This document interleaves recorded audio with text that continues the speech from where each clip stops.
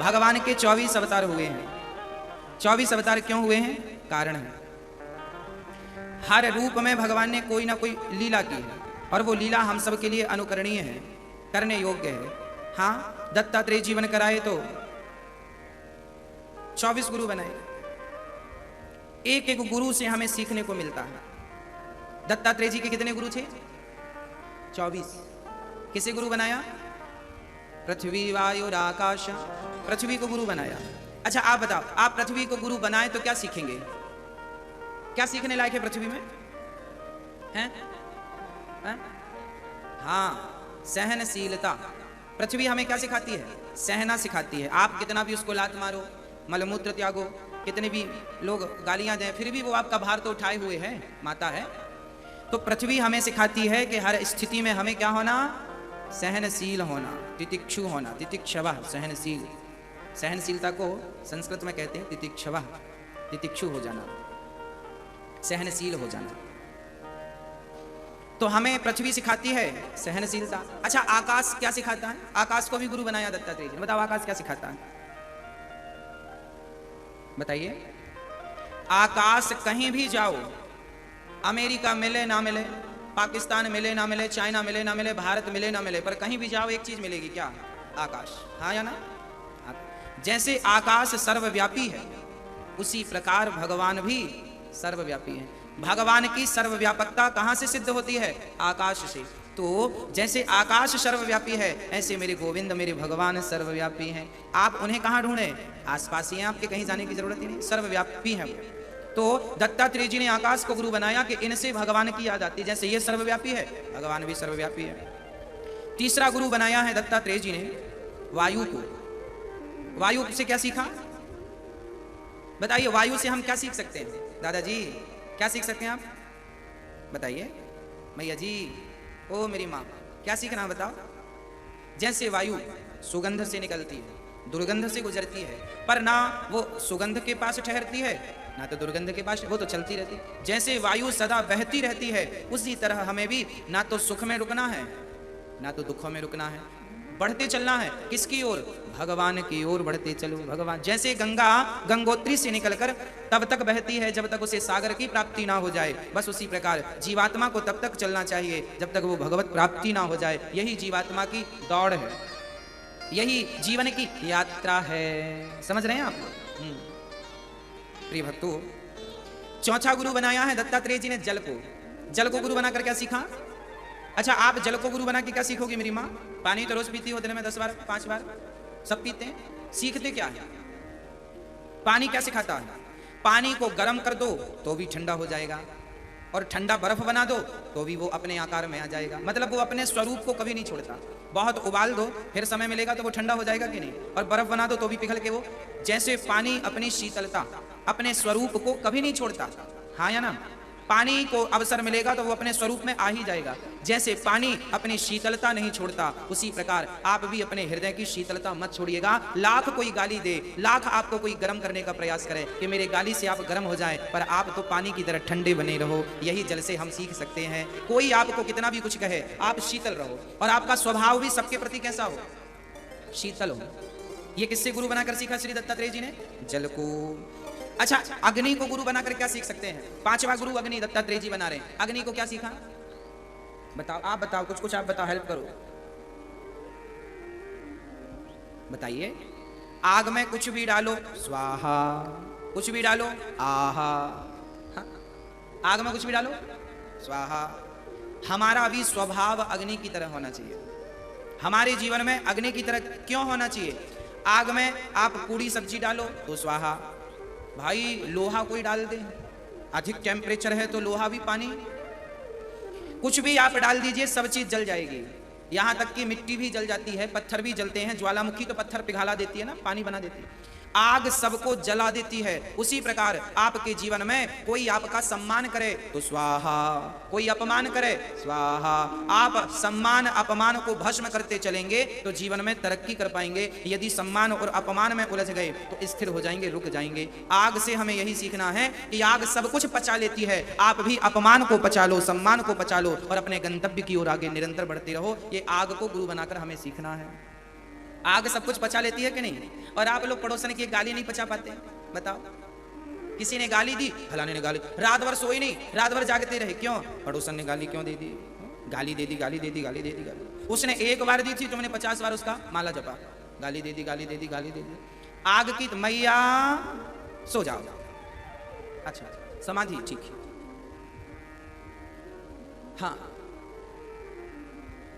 हाँ, सुनो सुनो सुनो, पचाना क्या है हमें? क्या पचाना है? क्या पचाना है? अपमान, निंदा, आलोचना बचा लो। दत्तात्रेय जी ने अग्नि को, आप भी गुरु बनाते चलो, दोबारा ये विषय जल्दी से रिपीट होते नहीं है। छठवां गुरु बनाया चंद्रमा को। चंद्रमा को गुरु बनाकर क्या सीखा दत्तात्रेय जी ने? जैसे चंद्रमा कभी घटता और बढ़ता नहीं है, चंद्रमा की कलाएं घटती और बढ़ती हैं। अमावस्या को चंद्रमा का पता नहीं होता और पूर्णिमा को पूरा चंद्रमा होता है। कहां चला जाता है? चंद्रमा कहीं नहीं जाता, उसकी जो कलाएं हैं वो घटती और बढ़ती हैं। उसी प्रकार जैसे चंद्रमा की कलाएं घटती और बढ़ती हैं, चंद्रमा तो सेम है, उसी प्रकार हमारा शरीर तो बिल्कुल सेम है, परंतु हमारे शरीर की आकृति चंद्रमा की तरह घटती और बढ़ती रहती। पैदा हुए थे इतने से, जवान हुए तो इतने बड़े, बुढ़ापा हुआ इतने बड़े होके मर गए। मतलब शरीर तो घटा बढ़ा, पर आत्मा घटी बढ़ी नहीं। आत्मा तो जन्म के समय जितनी थी बुढ़ापे में भी उतनी है, हाँ या ना? तो चंद्रमा को गुरु बनाकर सीखना है कि घटना बढ़ना, गोरा होना, काला होना शरीर का धर्म है, आत्मा तो अखंड है। ये चंद्रमा को गुरु बनाकर श्री दत्तात्रेय जी ने सीखा। एक शिक्षा और है, जैसे चंद्रमा पूर्णिमा का चारों तरफ प्रकाश बिखेरता है और अपने प्रकाश से सबको आनंदित करता है। कहते हैं चंद्रमा की शीतलता जब वृक्षों पर पड़ती है तो उनमें भी शक्ति का संचार हो जाता है। हाँ, उसी प्रकार आपका स्वभाव भी शीतल हो और चंद्रमा की तरह सब पर आपकी करुणा बरसती रहे, यह चंद्रमा को गुरु बनाकर सीखा है। आपकी शीतलता भी जीव मात्र पर बरसे। चंद्रमा का प्रकाश सब पर बरसता है, ऐसा तो नहीं कि केवल ब्राह्मण पर पड़ेगा, केवल क्षत्रिय पर प्रकाश पड़ेगा, केवल वैश्य पर प्रकाश पड़ेगा, केवल शूद्र पर प्रकाश पड़ेगा, केवल हिंदू पर प्रकाश पड़ेगा, केवल मुसलमान पर प्रकाश पड़ेगा ना। चंद्रमा का प्रकाश कोई उसको गाली दे उस पर भी और कोई आरती उतारे उस पर भी। उसी प्रकार हम, सामने वाला हमें दोस्त समझता है या दुश्मन समझता है, हम सामने वाले की मानसिकता पर ध्यान न दें, हम अपने विचारों को कंट्रोल करें और हम जीव मात्र पर दया करने का भाव रखें। वसुधैव कुटुंबकम की भावना यहां से मिलती है। सातवां गुरु हम किसे बनाए? सूर्य को गुरु बनाया दत्तात्रेय जी ने। कौन सा? सातवां गुरु बनाया। अच्छा, सूर्य भगवान से क्या सीखा? बताओ, सूर्य भगवान से क्या सीखते हैं? हाँ, जैसे सूर्य भगवान के आते ही सब जाग जाते हैं और अपने कर्म की ओर बढ़ जाते हैं। सुबह हो गई, हाँ, जैसे सूर्य के प्रकाश को देखकर सब आनंदित हो जाते हैं, बस उसी प्रकार आपके जीवन में आपकी अच्छाइयों का प्रकाश इतना रहे कि जो आपको देखे लोग कहें वाह, बेटा हो तो ऐसा, पत्नी हो तो ऐसी, पति हो तो ऐसा, पुत्र हो ऐसा, भाई हो ऐसा, मतलब आप ऐसे हो कि सब आपको कहें कि वाह भाई, व्यक्ति हो तो फलाने जैसा। तो सूर्य की तरह आप प्रकाशित हो, आपकी अच्छाइयों का प्रकाश दूर दूर तक फैल जाए, आपके गुणों का, आपके संस्कार का प्रकाश चारों तरफ फैल जाए। ये दत्तात्रेय जी ने गुरु बना लिया। आठवां गुरु बनाया कबूतर को। अच्छा, कबूतर को गुरु बनाया, इससे क्या सीखने को मिला? हाँ, कबूतर को गुरु बनाकर क्या सीखा? एक कबूतर एक कबूतरी थी। हाँ, अरे चेक क्यों नहीं किया? कबूतर को गुरु बनाकर क्या सीखा? कबूतर को, एक कबूतर था एक कबूतरी थी, दोनों जंगल में रहा करते थे। एक बहेलिये ने जाल डाला और कबूतरी को फंसा लिया। अब कबूतर बेचारा माथा पीटा, मेरी तो कबूतरी चली गई, मेरी तो कबूतरी। वो रो रहा था, तब तक बहेलिये ने जाल डाला, उसे भी फंसा लिया, क्योंकि वो भूल गया कि मैं भी फंस जाऊंगा।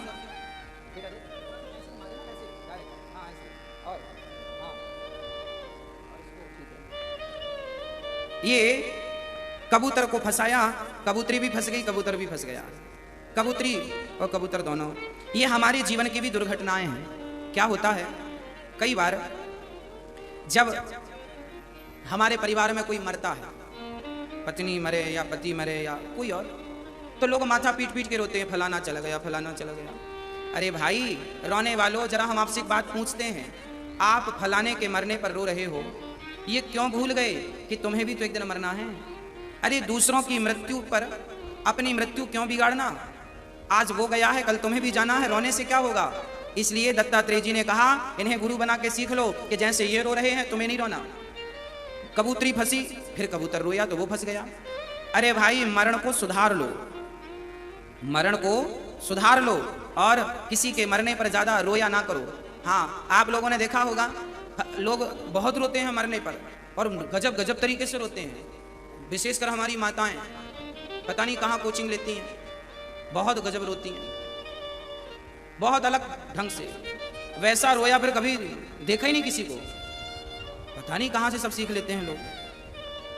कोई मर जाए फिर माताओं को देखो, अलग ही ढंग होता। मतलब उन्होंने सोच रखा है कि मरने पर ऐसे ही रोना है। अच्छा, ये सीखा कहाँ से? बुजुर्गों को देखते हुए आए। अच्छा, ऐसा रोया जाता है। भाई, सास को बहू देखती है, सास कैसे रोती है? ऐसी रोती है। बहुत अच्छा, जब ये मरेगी तो हमें भी ऐसी रोना है। वो भी सीख लेती है बेचारी। ये परंपरागत चला आ रहा है रोना। इन्हें पता ही नहीं कि भाई ये तो अटल सत्य है, आना जाना। आप क्यों रो रहे हैं? आप सावधान हो जाइए, मरने में सावधान होना चाहिए। कबूतर को गुरु बनाकर सीखा, फंसेंगे नहीं चक्कर में। 9वां गुरु बनाया अजगर को। अजगर को गुरु बनाकर क्या सीखा? जैसे अजगर ज्यादा भोजन के लिए परिश्रम नहीं करता, पड़ा रहता है, उसके पास कोई शिकार आया तो पकड़ लिया और खा पी के बढ़िया महीने भर पड़ा है। ज्यादा परिश्रम, शेर की तरह परिश्रम नहीं करता है ना। इसलिए दत्तात्रेय जी ने कहीं भी 24 गुरुओं में शेर को गुरु नहीं बनाया, अजगर को गुरु बनाया है। क्यों? क्योंकि अजगर ज्यादा परिश्रम नहीं करता। आप परिश्रम में ही समय लगा दोगे तो भजन कब करोगे? इसलिए भगवान का दिया जो मिल जाए खा लो पी लो और भगवान के भजन में लग जाओ। अजगर को गुरु बनाकर सीखा। अजगर करे न चाकरी, पंछी करे न काम, दास मलूका कह गए सबके दाता राम। अब समुद्र को गुरु बनाया श्री दत्तात्रेय जी ने। समुद्र को गुरु बनाकर क्या सीखा? जैसे समुद्र बहुत गहरा होता है ना, ऐसे हमें भी बहुत गहरा होना चाहिए। है? गहरा आदमी जानते हो कैसा होता है? गहरा, लोग कहते हैं ना समुद्र जैसे हैं, ये गहरे हैं, मतलब सब समा जाता है जिसके भीतर, वो समुद्र होता है। सोना समाया, अमृत भी समुद्र से निकला और जहर भी समुद्र से निकला। सब कुछ आपके भीतर है, कुछ बाहर नहीं है, सब भीतर है। बस समुद्र जैसा गहरा आप अपने हृदय को बना लीजिए। समुद्र को गुरु बनाकर से यही शिक्षा मिलती है, जितना गहरा समुद्र है हमें भी इतना ही गहरा बनना चाहिए। 11वां गुरु बनाया भौरे को। भौरा जानते हैं? हाँ, पुष्प पर काला सा भौरा बैठता है। एक बार क्या हुआ, सरोवर के किनारे एक भौरा कमल पर बैठा। सरोवर में कमल था, कमल पर भौरा बैठा, और भौरा जब बैठा, शाम का वक्त था, भौरा को बड़ा अच्छा लगा और भौरा उस कमल पर बैठा ही रहा। शाम को कमल बंद हो गया, रात्रि होती कमल बंद हो जाता, पता है आपको? भौरा भीतर दब गया। अच्छा, भौरा इतना ताकतवर है कि वो लकड़ी पर छेद कर सकता है।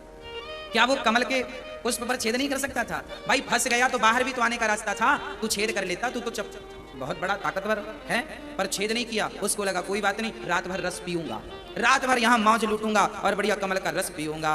वो नहीं छेद किया, नहीं उड़ा। सुबह होने के पहले ही हाथी आया और हाथी ने सूंड पर कमल दबाया तो कमल के भीतर भौरा भाई साहब थे। भौरा भाई साहब भी निपट गए। किस चक्कर में निपट गए? स्वाद के चक्कर में। ये जो हमारी जिह्वा है ना, कितने इंच की होती है जिह्वा? 3 इंच की। किसी की बड़ी हो सकती है, कोई निश्चित नहीं है, लगभग 3 की होती है ना मैया जी? नहीं पता, आपने नापा नहीं? हाँ? लगभग 3 इंच की होती है। इस पर डिस्कस ना किया जाए ज्यादा, घर पे आप नाप लेना स्केल से। अब देख लो, रात भर भौरा बैठा रहा, रस के चक्कर में बेचारा निपट गया। हम लोग भी कई बार स्वाद के चक्कर में ही निपट जाते हैं। दत्तात्रेय जी ने कहा कि स्वाद की गुलामी ना करना। स्वाद, हम लोग भी तो अच्छा अच्छा खाते हैं और अच्छा अच्छा खाने के लिए मरते हैं। कई बार झगड़े काय के लिए होते हैं? लोग कहते हैं पेट से समझौता ना करो, पेट से, हमारा भी पेट है। तो ये पेट का संबंध यहीं से तो है, खाने से। कई बार खाने के लिए झगड़े हो जाते हैं, लोग मर जाते हैं। झगड़ा ना किया जाए स्वाद के चक्कर में। इसका तात्पर्य यह है कि हमें स्वाद के चक्कर में नहीं पड़ना चाहिए। भगवान का दिया, अभी यहाँ अन्न क्षेत्र चलता है ना, तो आप देखते हैं कई बार ऐसे ऐसे साधु आते हैं, एक ही बर्तन में वो चावल भी डलवा लेते हैं, उसी में सब्जी भी डलवा लेते हैं, उसी में दाल भी, उसी में रोटी भी, खीर है तो उसी में, इमरती है तो उसी में, मतलब जो आप दे रहे हैं एक में डलवा लेंगे। और खाएंगे क्या मतलब? हम सांसारिक प्राणी स्वाद के लिए खाते हैं, पर साधु तो पेट भर करके भगवान के भजन में लगे रहते हैं। उन्हें स्वाद का मजा क्या लेना? स्वाद के मजे के लिए तो हम लोग मर रहे हैं। तो दत्तात्रेय जी कहते हैं तुम स्वाद के चक्कर में ना पड़ जाना, नहीं तो भंवरे जैसी दुर्गति हो जाएगी। ये शिक्षा गुरु बनाकर यहां से लेनी चाहिए। विधाता इतना दीजिए जा मैं कुटुंब समाए, और मैं भी भूखा ना रहूं साधु ना भूखा जाए। इसका तात्पर्य यह है हमें जो मिले सूखा रूखा खा के हरि का गुणगान करना चाहिए। दाल रोटी खाओ, हलवा पूरी खाओ, ज्यादा स्वाद के चक्कर। कई बार ना आपके घर में स्वाद को लेकर झगड़ा हो जाता है। पति बोलता तुमसे भोजन बनाते नहीं आता, हमारी माँ अच्छा बनाती थी, तुमसे आता ही नहीं, स्वाद ही नहीं आता तुम्हारे हाथ का। झगड़ा किस बात का होता? स्वाद को लेकर। पूरी झंझट स्वाद की है, स्वाद नहीं आ रहा, बस खत्म। इसलिए कोरोना आ गया, जिसको होएगा स्वाद मिलेगा ही नहीं। अब चाहे पत्नी के हाथ का खा, चाहे माँ के हाथ का खा, मिलेगा ही नहीं। सबका हिसाब भगवान के पास है ना भैया जी, स्वाद ही नहीं मिलता। कौन सा गुरु है ये? भौरा 11वें नंबर का। 12वें नंबर का गुरु दत्तात्रेय जी ने किसे बनाया? ये भागवत की चर्चा सुना रहा हूं, आप ये ना बोलो महाराज जी आज क्या सुनाने बैठ गए, भागवत की प्रसंग है। हाँ, मधुमक्खी को गुरु बनाया दत्तात्रेय जी ने। मधुमक्खी को गुरु बनाकर क्या सीखा? जैसे मधुमक्खी रस इकट्ठा करती है, यहां से वहां से, यहां से जोड़ तंगोड़ कर लाती है, बड़ा छत्ता बनाती है, फिर उस पर बैठती है। जब शहद पकती है तो मधुमक्खी नहीं खा पाती। आप जाते हैं मधुमक्खी को मारते हैं और उसका जोड़ा हुआ रस गप गप पी लेते हैं। हाँ या ना? यही जीवन में होता है। बाप ने मेहनत कर करके जोड़ा, बच्चों ने उड़ा दिया। जोड़ता है आदमी जीवन भर और बच्चे आते हैं पल भर में उड़ा देते हैं। इसलिए मैं आपसे निवेदन करूंगा कि बच्चों को बंटवारे में धन मत दो, बच्चों को संस्कार दो।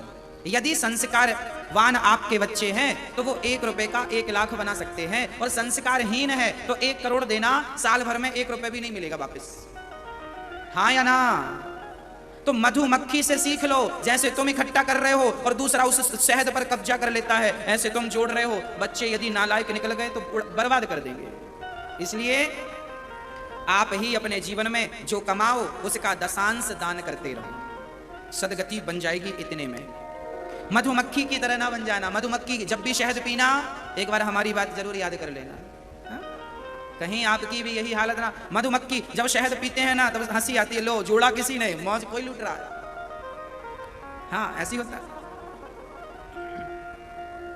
13वां गुरु दत्तात्रेय जी ने हाथी को बनाया। हाथी को गुरु बनाकर क्या सीखा?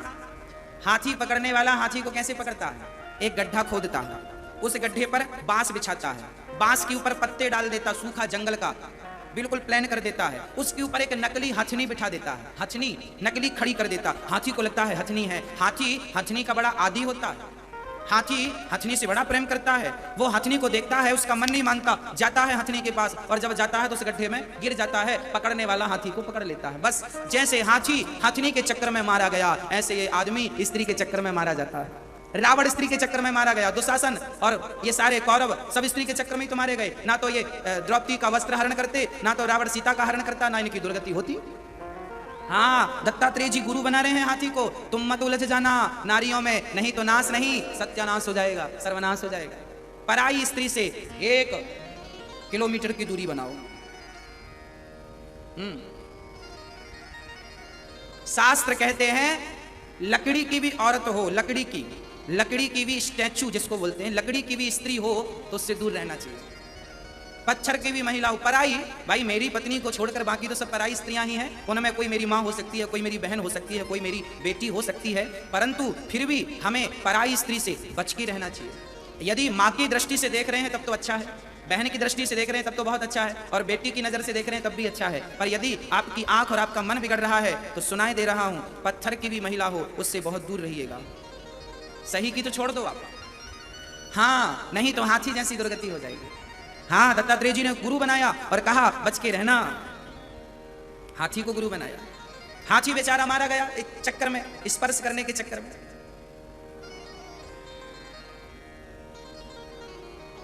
अब दत्तात्रेय जी ने हिरण को गुरु बनाया। हिरण जानते हैं? हिरण जो होता है ना, हिरण को पकड़ने वाला बहेलिया उसे कैसे पकड़ता है पता है? बांसुरी बजाता है। बांसुरी की तान हिरण को बड़ी पसंद होती है, और बांसुरी बजाता है, हिरण खड़ा है। किसी ने कहा हिरण भाग, अभी बाण मार देगा बहेलिया। बहेलिया बाण मार देगा, हिरण कहता है कैसे भागूं, मुझे बांसुरी अच्छी लग रही है, खड़ा रहता है, बहेलिया पास में आता है, बाण मार देता है, सुनने के चक्कर में बेचारा मारा गया। ऐसे आप लोग भी बुढ़ापे में सुनना चाहते हैं क्या?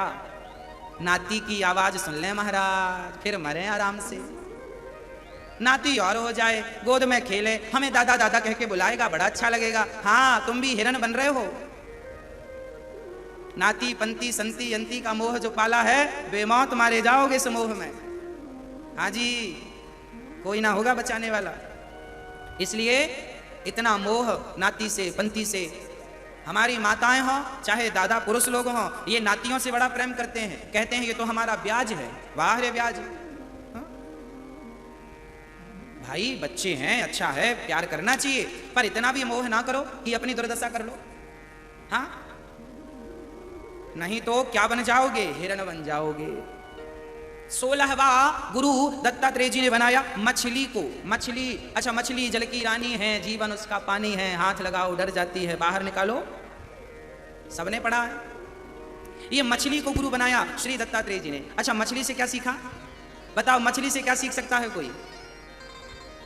मछली को पकड़ने वाला जो मछुआरा होता है वो क्या करता है, एक तार लेता है लोहे का, उसमें मांस का टुकड़ा लगाता है, उसे बंसी कहते हैं, और पानी में डाल देता है। मछली को लगता है, मछली बेटा ये बंद कर, मछली को लगता है कि मांस है, मछली जाती है मांस खाने के चक्कर में मुंह फाड़ कर गप करती है, तार चुभ जाता है, तड़पने लगती है। मछली कहती है अपनी बहनों से, ए इस मांस के चक्कर में मैं तो मर गई, तुम मत उलझ जाना, तुम मत फंस जाना। हाँ जी, हमारे जीवन में भी यही हाल है।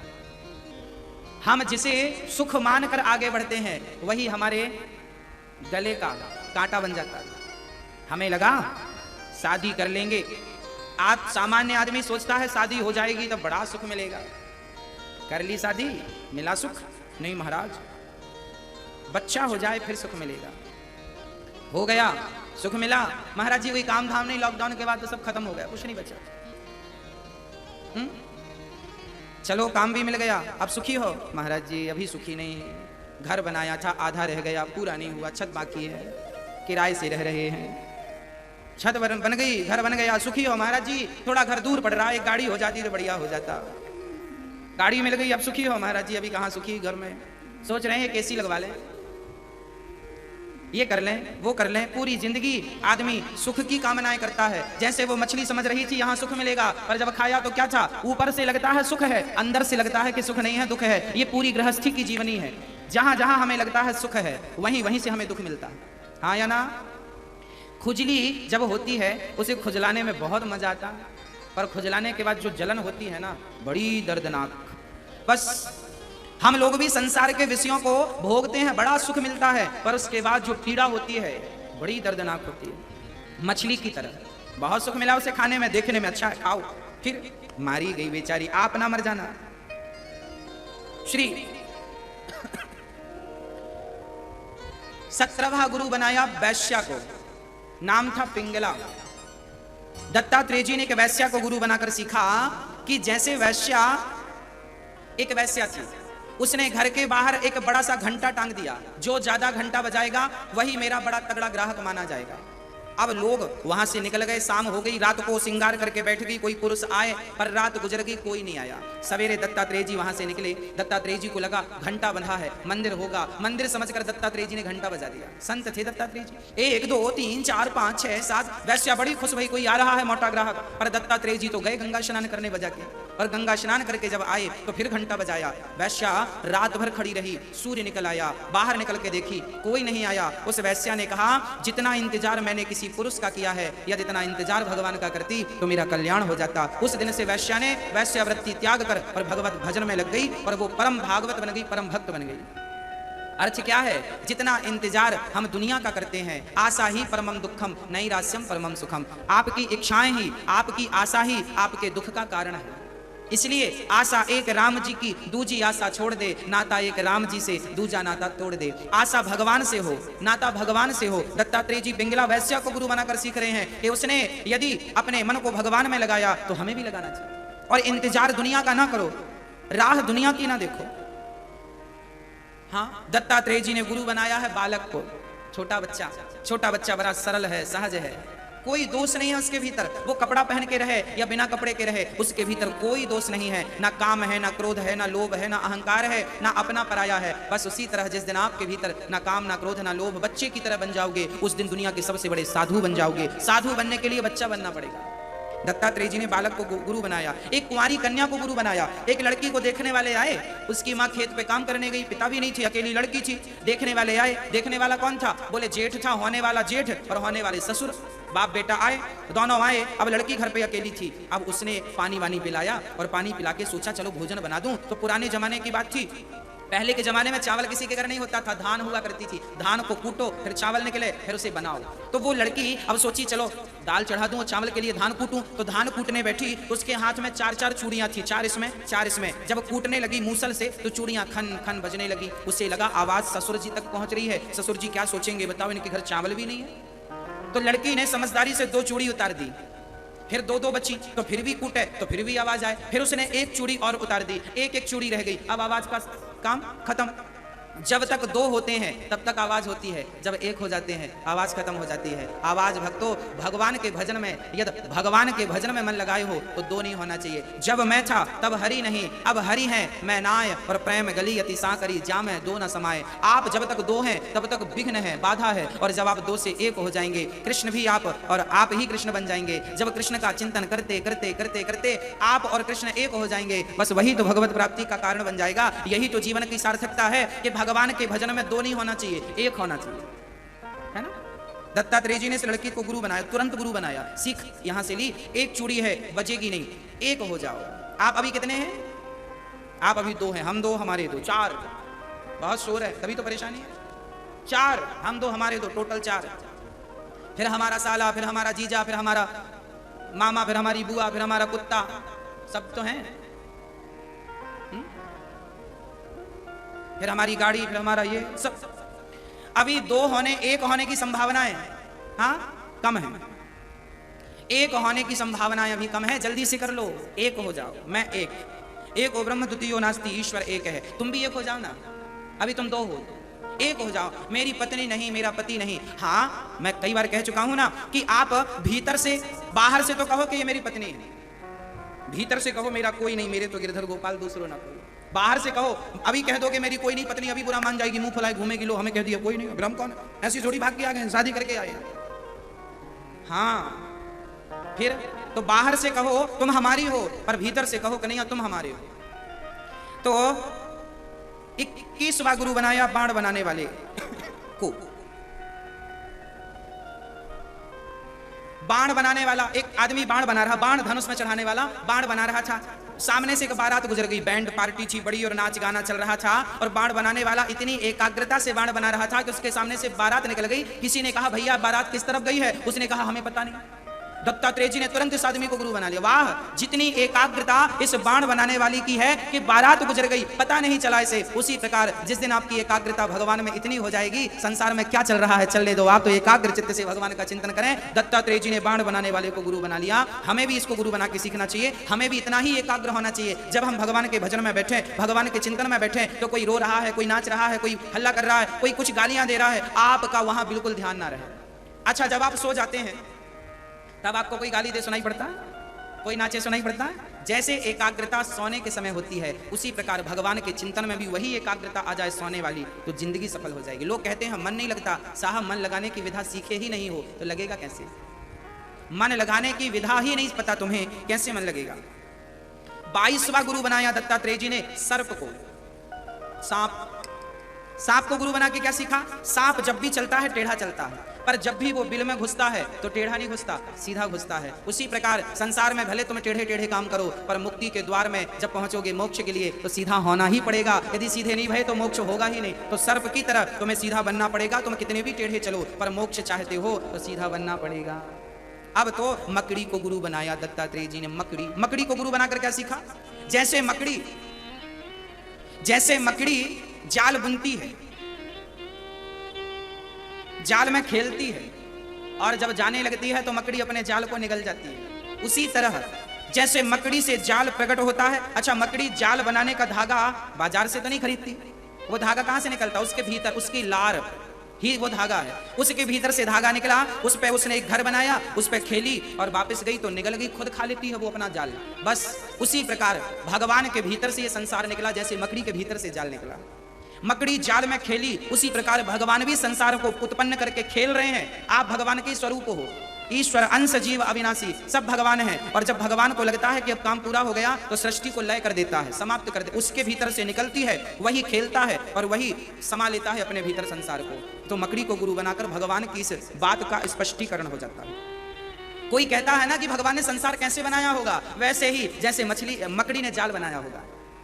मकड़ी जाल भीतर से ही निकालती है, भगवान के संकल्प मात्र से संसार बन जाता है। वो सर्वसमर्थ है। आखिरी गुरु बनाया भृंगी कीट को।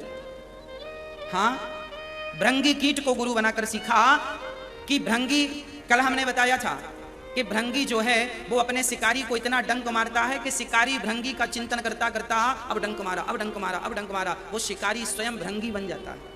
आपको पता है कीड़ा होता है जैसे भृंगी कीट बोलते हैं, वो अपने शिकारी को डंक मारता है, इतना डंक मारता है, इतना डंक मारता है कि वो खुद जिसे डंक मार रहा था वो भी भृंगी बन जाता है, उसका चिंतन कर करके। उसी प्रकार जब आप भगवान का चिंतन करेंगे तो भगवान के चिंतन करते करते करते करते आप खुद भगवान बन जाएंगे। एकीकरण हो जाएगा, अहम ब्रह्मास्मि की भावना उत्पन्न हो जाएगी। ईश्वर और हम दो नहीं, एक है।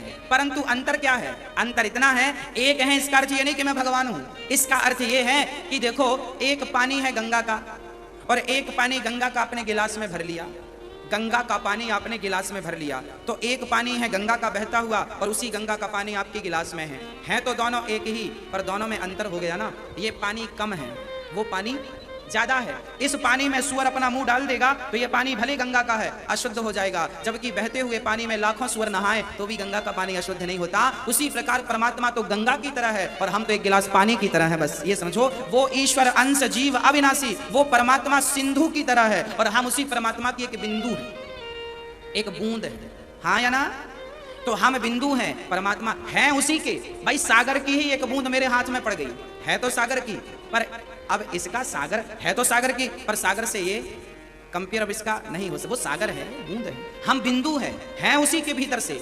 इसीलिए कहते हैं कि बिंदु जो है अब वो सिंधु की तरफ बढ़े तब तो वो एक हो, जीवात्मा परमात्मा में मिलके एक हो जाए, यही भगवत प्राप्ति है। ये दत्तात्रेय जी के 24 गुरु थे, जिनमें से हमने कूरर पक्षी का विस्तार नहीं किया और शहद निकालने वाले का विस्तार नहीं किया, क्योंकि इनको हमने दूसरे में एक करके समझा दिया।